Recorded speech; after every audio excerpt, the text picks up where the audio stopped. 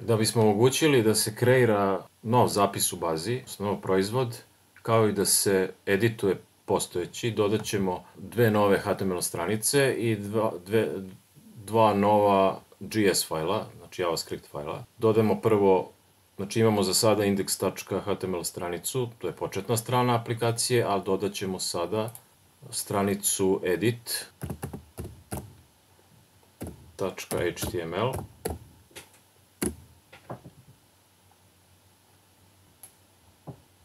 u okviru www.root foldera.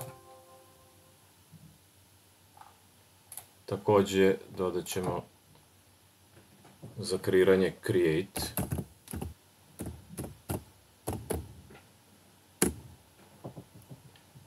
I dodat ćemo dva JavaScript fajla u okviru JS foldera.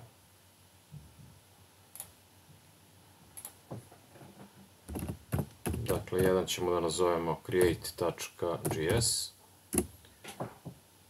i još jedan edit.js.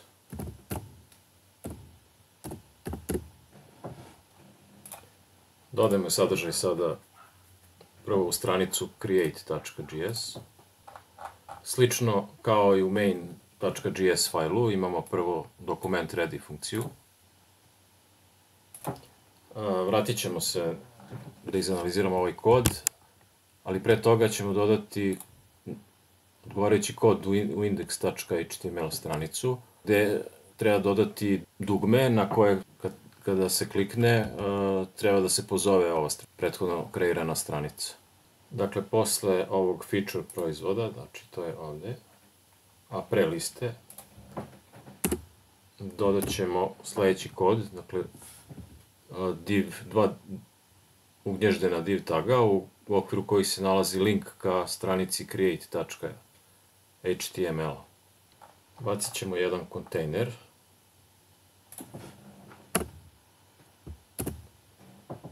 gde je u početku body taga, a kraj će biti posle svega ovoga što sada imamo. Pogledajmo sad kako to izgleda.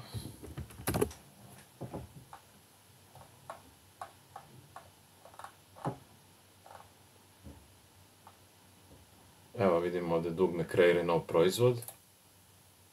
Klikom na dugme poziva se stranica create.html. Evo, kad kliknem na kreira nov proizvod, otvara se stranica create.html gde mogu da se unesu podaci za nov proizvod. Imam dva dugmeta, kad popunim podatke klikom na create, treba da se podaci ubace u bazu. Pogledajmo sada create.html file.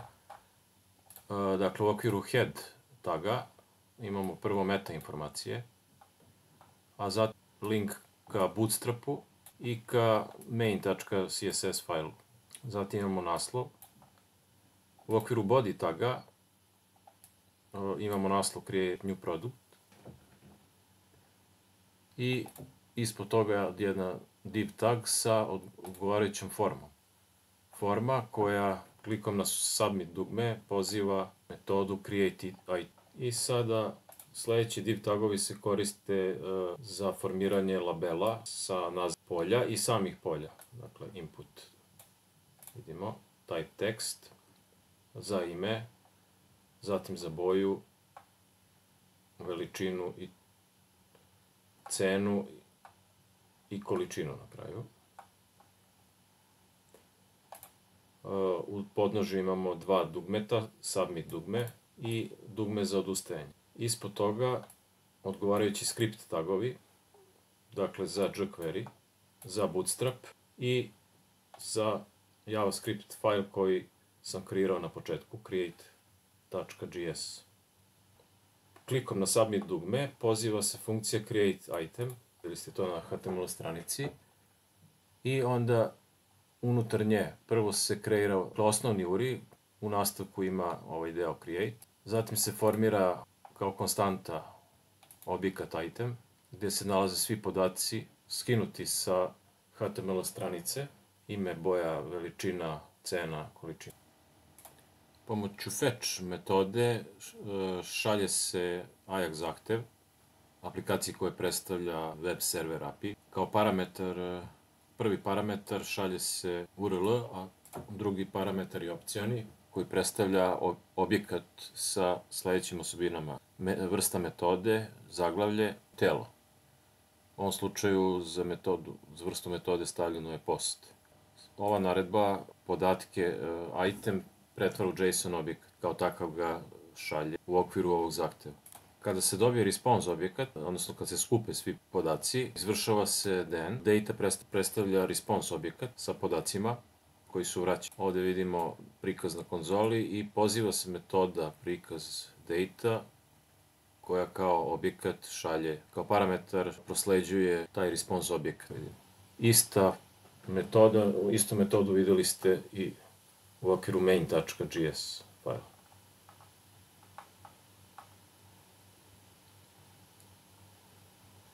Dakle, kreiraju promenljive koje zapravo predstavljaju HTML kontrole, dobijene na sledeći način. Zatim se postavlja tekst, odnosno HTML, unutar tih kontrola. Podaci se čitaju iz objekta data.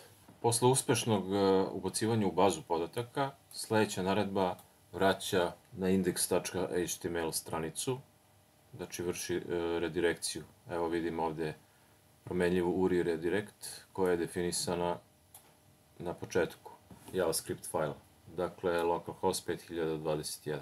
U slučaju da je došlo do neke greške, izvršit će se catch poziv sa parametrom o vrsti greške. Pokrenimo sada aplikaciju da ovo ispravamo. Evo vidimo početnu stranicu, klikom na kreiraj nov proizvod. Možemo, program nas je doveo do create.html stranice, gde ćemo da ubacimo neke podatke.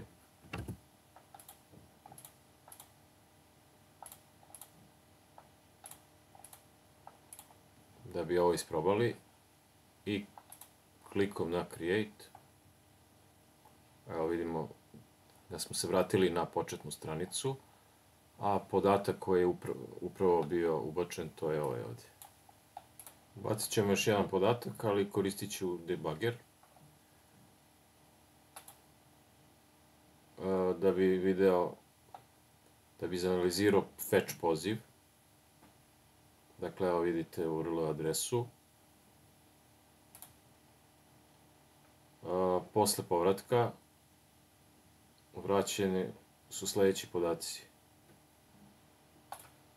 Evo vidimo den, poziv den metode, status 200, a data zapravo predstavlja response objekat. Idem sledeći korak. I evo vidimo šta se na konzoli ispisuje.